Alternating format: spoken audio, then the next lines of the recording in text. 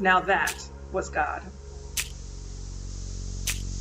Have you ever felt like your life was spinning out of control? Marla, from Wisconsin, had such an experience, one in which things were actually spinning out of control. Here is her story.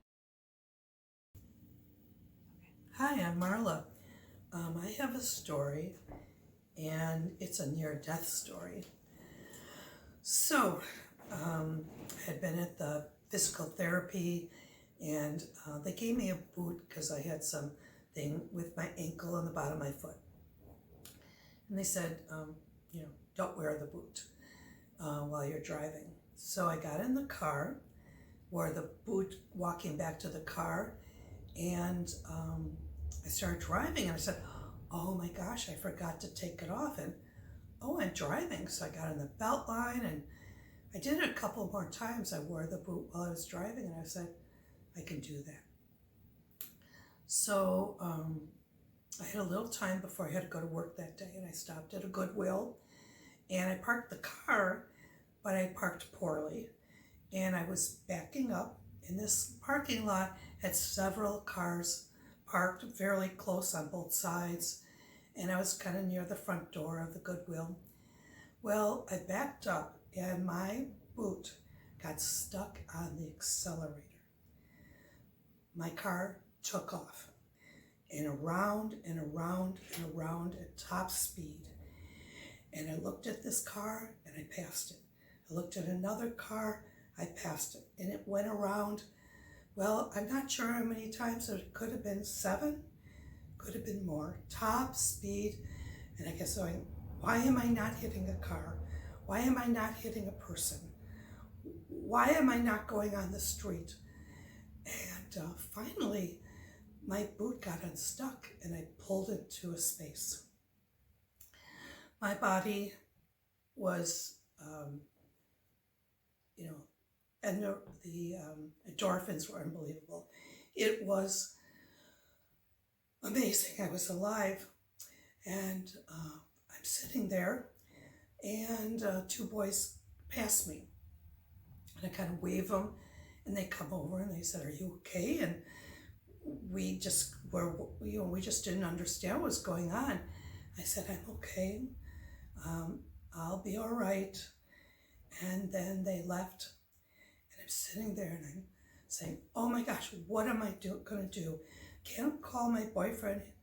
He'll just fall apart. He'll want to come get me. And I had to be at work like in about 45 minutes. And, I couldn't, I just, I didn't know why the police hadn't come and said, what's wrong with you? And I said, when something happens, you got to get right back on the horse or whatever it is. I said, Marla, you got to calm down. You got to just move forward, pretend it didn't happen. And, God saved you. God was right there. And he said, this isn't your time. And he just took me on that spinning, and I didn't hit a car. So I got out of the car. I still had my boot on. I walked into the Goodwill. My back was killing me because of the pressure of my back going against the seat because it was so fast, and I'm having a hard time walking. And I just kept walking around the store, and I was basically in shock. And then I get in the car, and I take care of elderly people, and I got to the parking lot. It was very close, and I said, I hope they don't want me to take them anywhere today because I can barely get back in that car. And I said, when I get there, they're new clients. I can't tell them the story, and I can't ask for hugs because I'm going to need a hug. I just have to pretend I'm okay. I'll fall apart if I tell the story. So I get there, and I do my job for 2 hours, and again, I'm going on adrenaline. I'm in shock, and then it's raining. And I'm going, oh my gosh, I have to get back in the car. It takes me about 20 minutes to get home. And it's pouring, and I don't like driving in the rain, kind of clenching the wheel. And I don't know if my car is, broken from what had happened. the pedals, and I'm just praying, God, get me home. God, thank you for saving my life. And then I get home and I called a friend and I told her the story. And she was amazed and she was happy I was alive. And I just, the whole thing is just still a shock to my whole being. And I swear that it was like my life was just passing over me. I'm done. And our gracious, loving God saved me, kept me alive, and just loved me and said, Marla, it's not your time. So that's my story. Now that was God. You may not have literally felt your life spinning out of control like Marla, but perhaps you have areas in your life that you feel are out of your control. This is when you let go and let God. This is when you pray and cry out to God. He will hear you. Psalm chapter 34, verse 17.